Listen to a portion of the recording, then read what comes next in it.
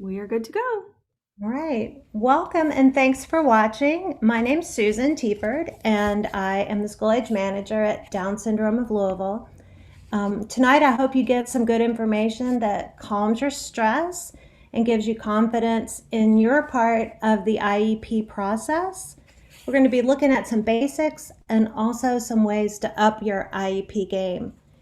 Every student has unique particulars to their situation, and this presentation will be general information, but you can contact me at my email. It's there on the screen, susant@dsoflu.org, if you would like to consult regarding your specific situation. So we're recording too. Okay. All right. We'll just let you introduce yourself. All right. So welcome and thanks for watching. My name is Susan Teaford. I'm the school age manager here at Down Syndrome of Louisville. And tonight we're going to look at some IEP basics and some ways to up your IEP game. I hope you get some good information that calms your stress and gives you confidence in your part of the IEP process. Every student has unique particulars to their situation, and this presentation will be general information. But you can contact me at my email. It's there on the screen, susant@dsoflu.org, to consult regarding any specific questions that you might have about your child's IEP.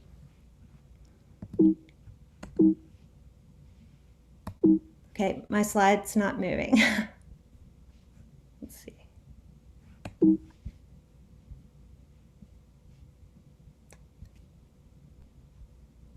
Carly, are you there? I'm here. It worked just one moment ago, didn't it? Mm-hmm. Maybe try clicking out of the share or clicking out of like the widescreen. Yeah. This is great. This will give us a moment to get some more followers. Yeah. But I need to bring it back up. Mm-hmm. And then we'll see if it lets you click it. Okay, we'll try it again. So try again. Mm-hmm. There we go.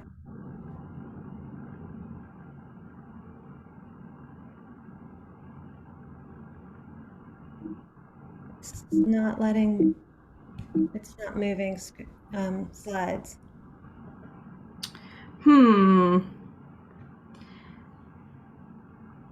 Let's see. Can you X out of where it's sharing like a full screen? Mm-hmm. Nope. It's like I can't do. Oh, did you make me host? Maybe. Yes. Uh-huh. Yeah, it's not even letting me escape. Oh, so something's going on with your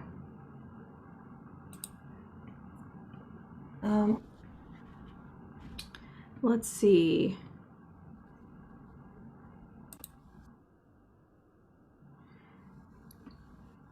Okay, so got it fixed. So we're back. Which emoji best represents your face when it's time for your child's IEP meeting? And we look at, we see the worried, we see the angry, we see the, hey, it's a party. And then in the right, we see the cool guy who's very confident. And that's what we're going for. We want you to go into your IEP meeting with confidence.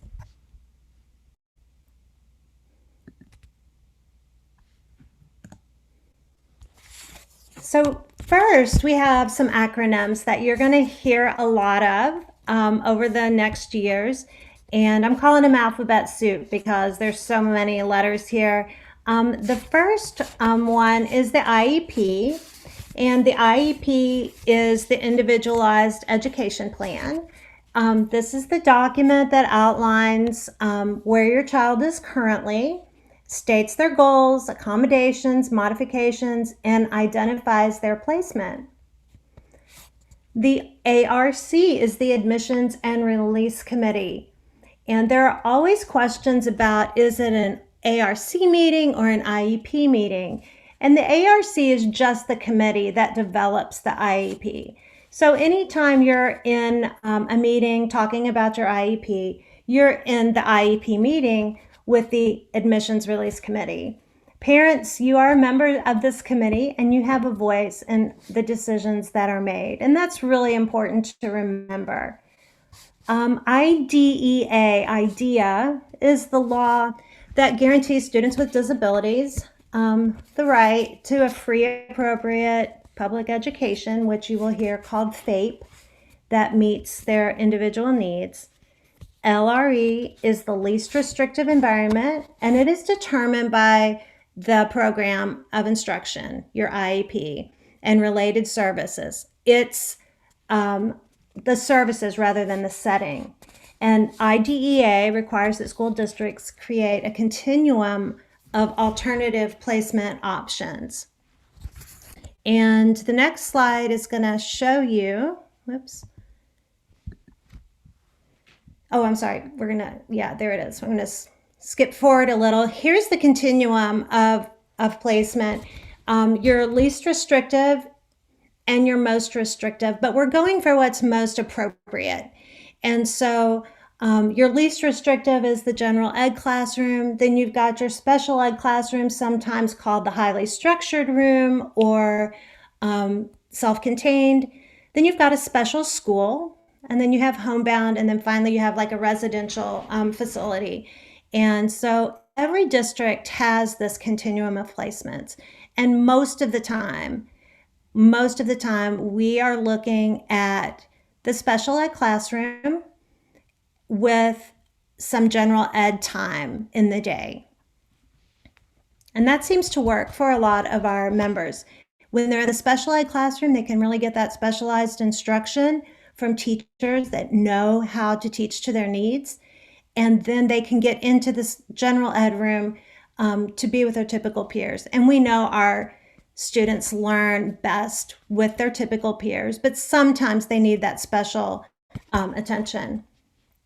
And then I'm going to back up here to members of the team. And so the parent is the first one on the list, and that just tells you, parents, that you do have a say. And then you'll have a general education teacher, a special ed teacher, a representative from the local education agency, your related service providers, your OT, speech, behaviorists, and then others with special knowledge. And that's where Down Syndrome of Louisville can come in and just kind of assist and support or train you to be your own support or advocate. But the goal here is for all of these people to collaborate. And that's the key word here.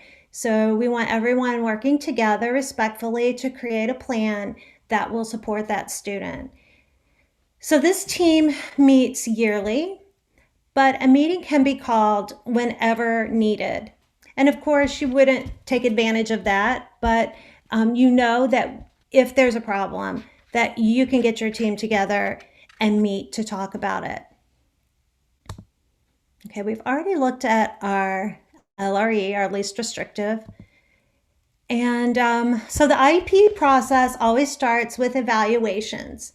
And so those are thorough evaluations in all suspected disability areas. So if it's suspected that there's a vision issue, they'll test vision. They'll test all of the areas where there could be a disability.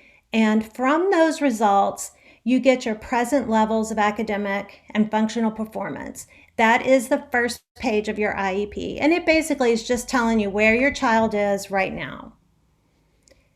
Now, new and more thorough evaluations and assessments are done every 3 years, and they call that the triennial. Usually, your student will have assessments at 3 years old, and then again after kindergarten. So after this meeting, or after these evaluations, always request the assessment results in advance so that you can process those before the meeting. That will take a lot of time off of your meeting, and it also gives you some time to process. And sometimes those are deficit-driven results, and so it can be a little stressful and daunting to get those results. And it's nice to have processed them before you get to the meeting so that it's not a surprise.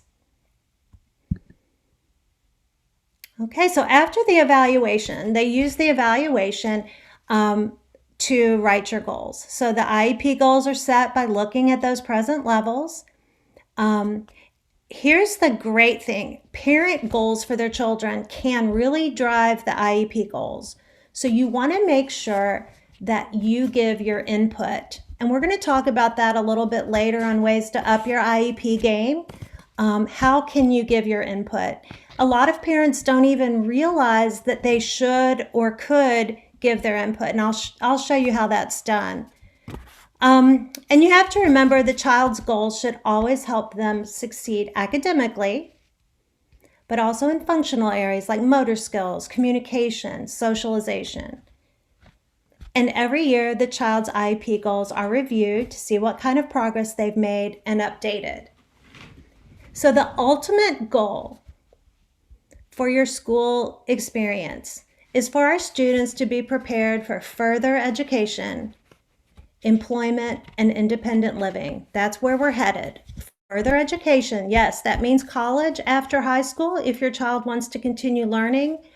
Employment, we want our members employed and working in the real world, doing important things. And we want them living as independently as possible. So that's what we're going for. So after our goals, after the evaluations, then we have our goals, and then thirdly, supports and services are decided. And supports are things like modifications. And modifications are alternate goals. They are changes to what is being taught. They are changes in expectations, and those are assessments using different standards. So that's changing the curriculum to meet the need of your child. And accommodations are changes to how the student learns, and they're going to be removing barriers. So, for example, audiobooks, maybe extra time, maybe keyboarding instead of writing. So there's a difference there. So if you make note of that, modifications and accommodations, a lot of times people think it's the same thing and use those words interchangeably. But the modifications are the alternate goals. And then, well, let me explain that too by saying accommodations, everyone can get accommodations to help them access the curriculum better. The modifications are only for students with the IEP. Services are your things like speech and OT and PT and behavior. So that's the third thing that happens. You decide the supports. And I'm going to give you an example of some modifications. And so here's an example of Sarah. She's fully included in her general ed class, but she's working below grade level. Her teacher is giving a whole group instruction about the concept of even and odd numbers. But Sarah's not quite there yet. And so her IEP goal is identifying numbers. And so what we try to help teachers do is think about how they can include Sarah in the instruction and engage her in the instruction so that she's part of what's going on in the classroom, not sitting at the side doing something totally different. And here are some ways that we can do this. And parents, you can ask for these things. Having those materials available at home to reinforce IEP goals is really key. You want to use what they're using at school. So you want to have the same number line and the same visual support so that you can help your child. So having those is important. Secondly, you could ask Sarah to name a number between 1 and 20, and then she can choose a classmate to say whether it's even or odd. So that has her working with other students, picking up on what they're doing, working on what her IEP goals are, and she's part of the group. Another way would be to pair her with a peer. And again, she could name the number and the peer could say whether it's even or odd. So that's just an example of modifications, and it's kind of fun to think about ways that we can include our students in the general ed curriculum, even though we know that they will probably be having some time where they're getting specialized education on the things that they have in their IEP. And then the last decision that's made in the IEP, and sometimes it's the first decision for parents, they just want to know where they're going to be. What is their classroom going to be like? But that's the last decision that's made. And the ARC committee, the IEP team, will decide what placement. And by placement, we mean what school and what classroom is best suited to implement that IEP. As a parent, we talked about what is the full continuum of placement. And a lot of times our parents hear from each other and other places that we need to always be in the general ed classroom, let's say with an assistant. And sometimes that works, but we also need to consider the special ed classroom, the self-contained classroom that allows that student to be more independent and to get the specialized instruction. And then IDEA law says, to the maximum extent appropriate, children with disabilities, including children in public or private institutions or other care facilities, are educated with children who are non-disabled. Again, it is important that they're with their typical peers, and we want that to happen as much as we can and still be appropriate for the student.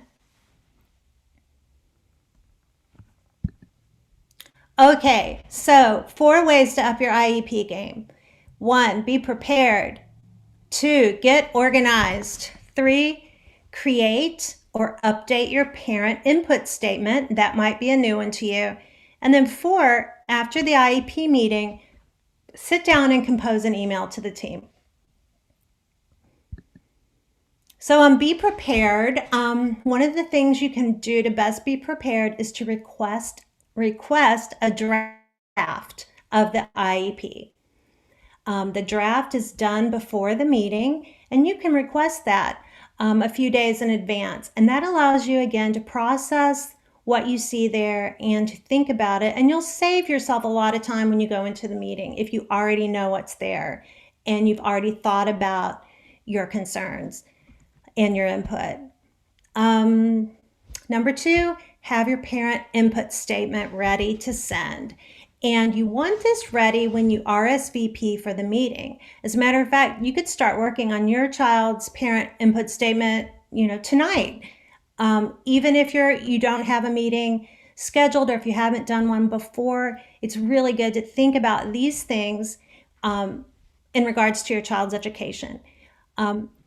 So in this letter that you would write to the IEP team, you would say things like, what are your child's strengths?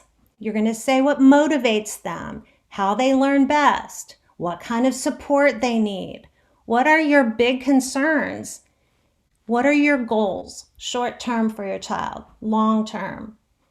And if inclusion is important, you want to put this in your letter.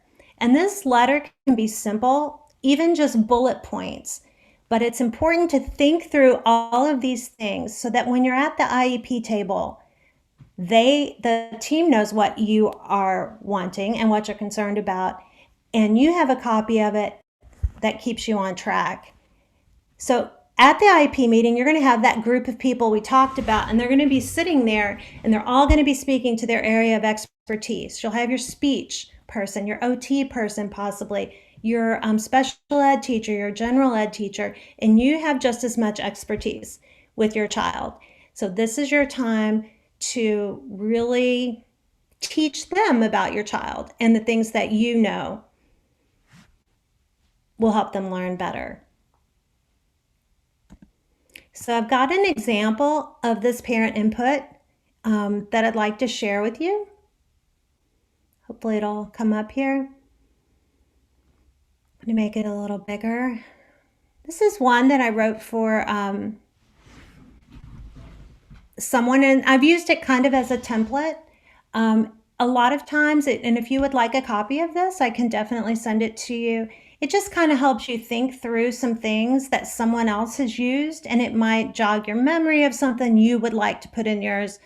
And the wording here is good wording. So you would start with your date and then your Dear IEP team. And this first sentence is really important. I'm looking forward to our meeting on whenever. Here's our parent input.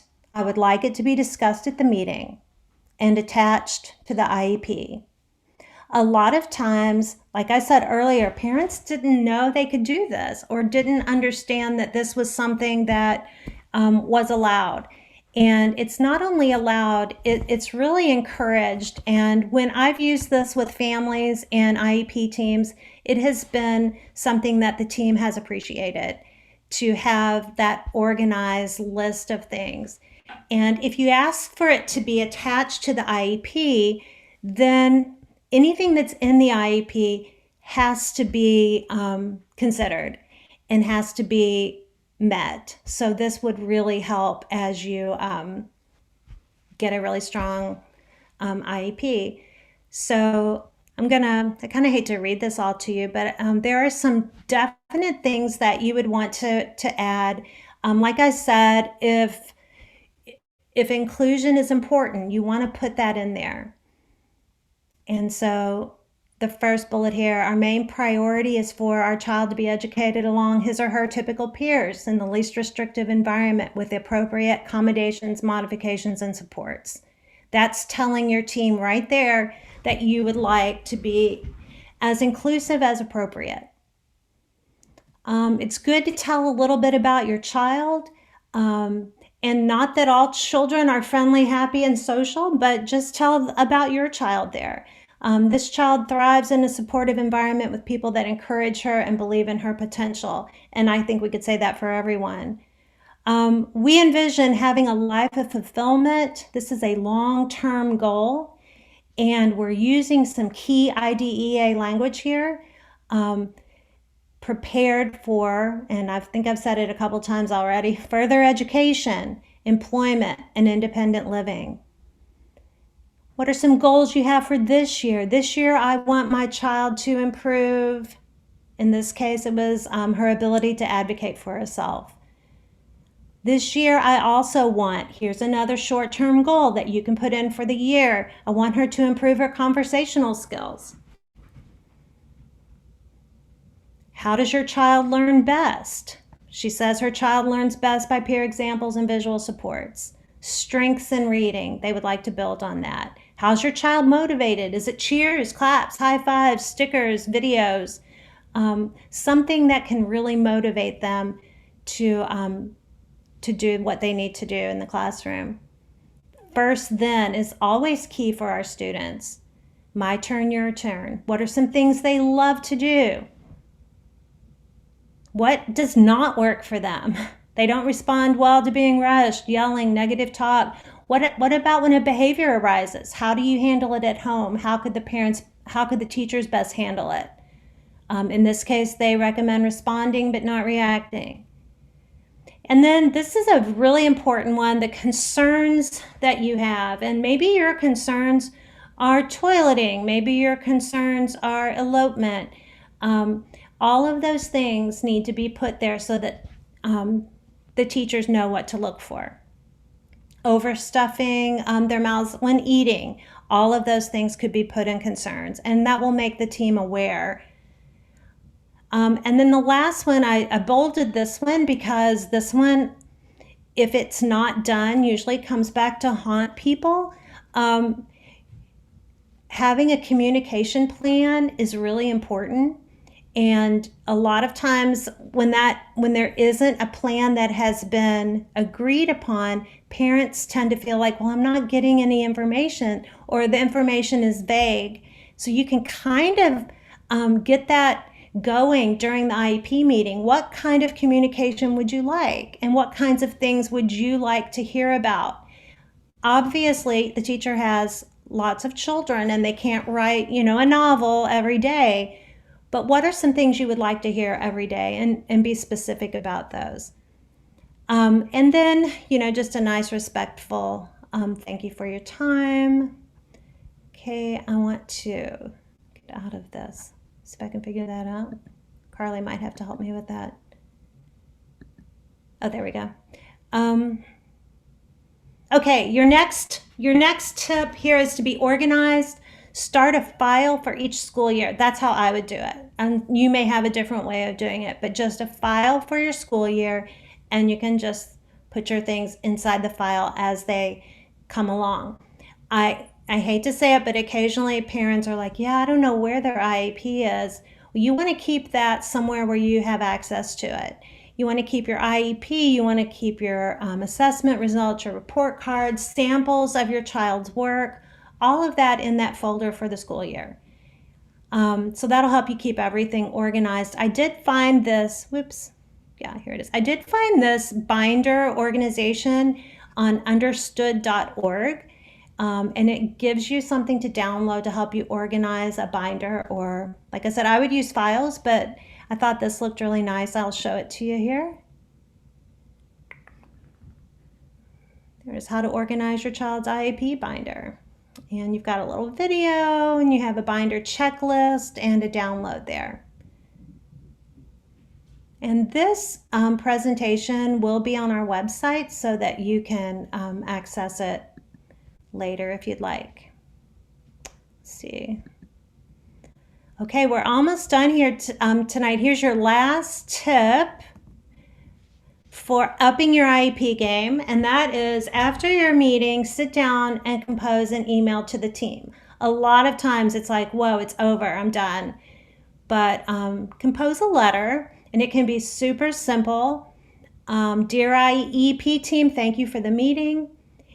Here's my understanding of what is happening, or the next steps, or where we're going from here, or what my child is going to be doing. And you can bullet point those items.